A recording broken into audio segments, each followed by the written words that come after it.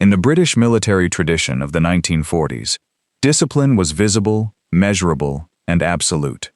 The British Army was built on a rigid class structure where officers were gentlemen and enlisted men were expected to obey without question.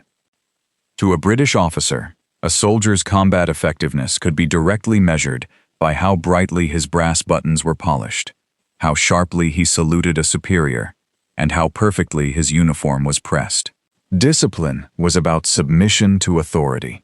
If a soldier could not be trusted to stand at rigid attention during a parade, the British High Command believed he could never be trusted to hold the line during the terrifying chaos of a firefight. So, when tens of thousands of volunteer soldiers from the Australian Imperial Force, the AIF, began arriving in the Middle East to support the British Empire, the cultural collision was immediate and explosive. To the immense horror of the British officer class, the Australians seemed to view military regulations as mild suggestions. The Australians brought with them their famous Larrikin culture, a deep-seated, anti-authoritarian disdain for aristocratic class systems. Australian privates rarely saluted British officers, viewing the practice as subservient and humiliating. They walked around Cairo and Alexandria with their tunics unbuttoned, their sleeves rolled up, and their iconic slouch hats tilted casually to the side. Even worse, to the British eye, was how the Australians treated their own officers. An Australian private might casually lean against a wall and call his captain mate or by his first name. They respected officers based solely on their competence in the field, not by the rank pinned to their shoulders. British generals wrote furious memos back to London, describing the Australians as an unruly, uncontrollable mob. The consensus among the British elite was clear. The moment these undisciplined colonials faced the terrifying, highly trained war machine of Nazi Germany, they would panic, break, and run. In April 1941, that assumption was put to the ultimate test. The Australians found themselves trapped in the vital North African port city of Tobruk. Surrounding them was the legendary General Erwin Rommel and his Afrika Korps, a highly disciplined, heavily armored force that had never lost a battle. Rommel unleashed the full terror of the blitzkrieg. Screaming Stuka dive bombers hammered the Australian defensive lines day and night. Then came the panzers. Up until this point in the war, the German armored assault had psychologically broken every army it faced. Standard European military instinct dictated that when 30-ton steel monsters charged your trench line, infantry without heavy anti-tank weapons had to retreat or be slaughtered. The British expected the undisciplined Australians to rout. Instead, the Australians implemented a terrifying new defensive doctrine devised by their commander, General Leslie Morshead.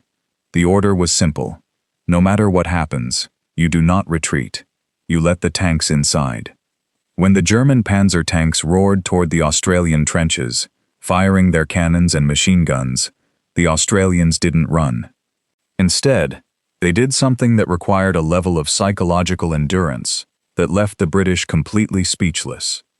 The Australians simply ducked down into their narrow, slit trenches and waited. They listened to the deafening, earth-shaking roar of the Maybach engines approaching.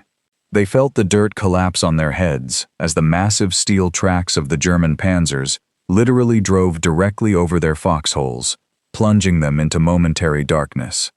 The German tank commanders, seeing no resistance, assumed the infantry had been crushed or had fled, and continued driving deep into the Australian rear.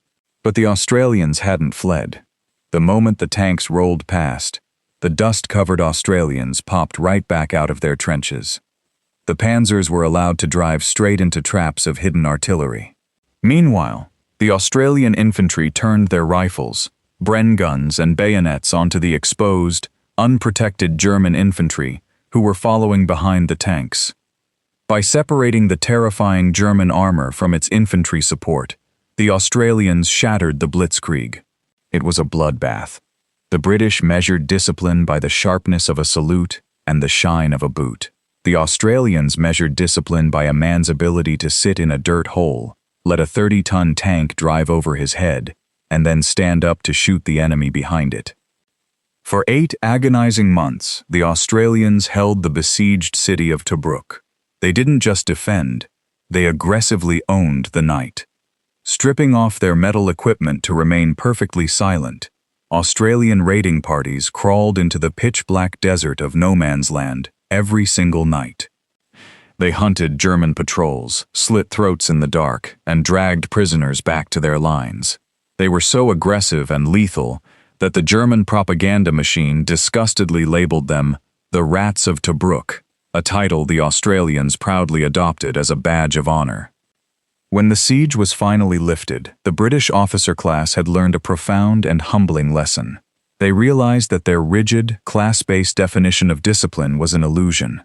True combat discipline wasn't about enforcing subservience or saluting the right officers. It was about raw nerve, mateship, and the unbreakable will to hold the line in the face of absolute terror. The Australians hadn't just survived the siege. They had handed Erwin Rommel his very first defeat of the war, proving that an army of Larrikins in unbuttoned shirts was the most dangerous force in the desert.